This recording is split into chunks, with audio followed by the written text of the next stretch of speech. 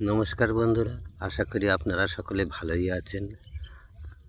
এইবার আপনাদের নিয়ে এসেছি একটা বোরো ধানের বীজ খোলায়।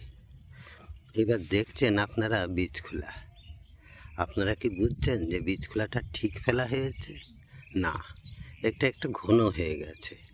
আপনারা এর থেকে একটু হালকা করার চেষ্টা করবেন, কারণ বীজ খোলায় ধান যদি কাঠিগুলো মোটা না হয় তাহলে কিন্তু ধান লাগতে দেরি হয় বা বীজটা মোটা হতে দেরি হয়।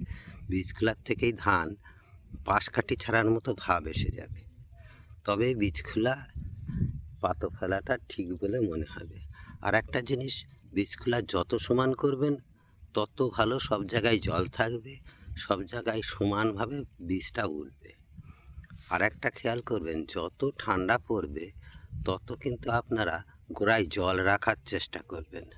আর প্রতিদিন সকালে এইভাবে নিয়রটাকে ভেঙে দেবেন, তাতে করে এই পাতা পোড়া ভাবটা আসবে না।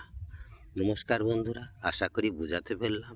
যদি আপনাদের ভালো লাগে তাহলে আপনাদের প্রিয়জনকে শেয়ার করবেন ভিডিওটাকে। নমস্কার, ভালো থাকবেন।